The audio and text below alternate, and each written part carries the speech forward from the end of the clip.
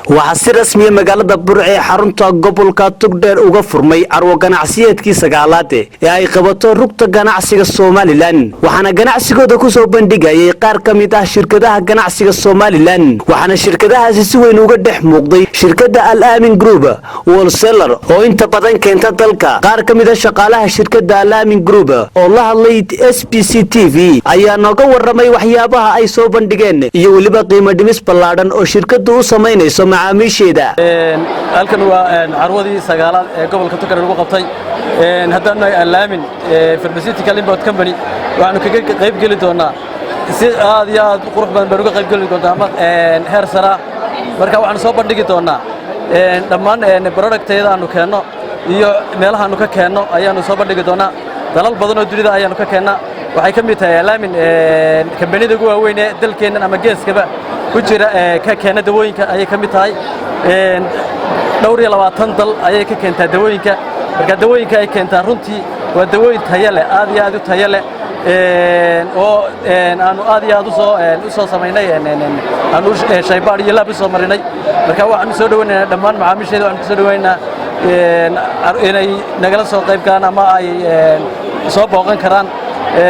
dhammaan Al-Amin xarumaheeda ay ku leedahay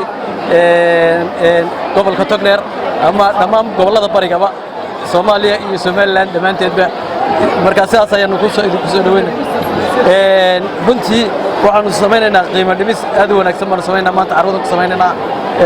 oo aan ugu talagalnay inay macaamiisheedu ama dadka soo booqanaya ay ka faa'iideystaan xafladana uga faa'iideystaan sida gudoomiyaha shirkadda Al-Amin ee gobolada bariga Somaliland uu sheegay carwadan waa carwadii sagaalaad ee qabato rugta ganacsiga waana markii koowaad lagu qabto gobolka Togdheer magaalada madaxiisa Burco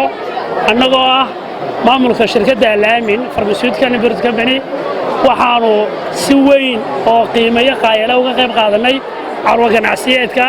annagoo u sameynay qiimo dhimis aad u badan 20% aanu sameynay macaamiishayada inta lagu jiro bandhig faneedka bandhig carweedka lagu qabtay magaalada Burco waxa maanta ay nasiib dadku u heleen inaanu si lacag la'aan ugu siino cabiraada BB-ga macaanka HB-ga iyo anagoo mar walba ula diyaar ah hand sanitizer-ki iyo face mask-ki afka lagu xidhinayay maadaama xilligii corona wali aanu sii dhamaanin wacyigelin gaarna oo ka wadnaa shirkadda Al-Amin sida gudoomiyuhu sheegay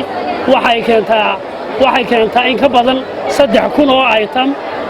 oo ay ka keento Europe, Africa, Asia iyo America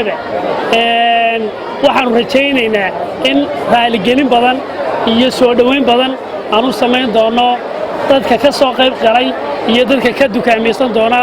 carwada inta socod ayaan la Cabdullaahi Jaamac warbaahinta SBC magaalada Burco.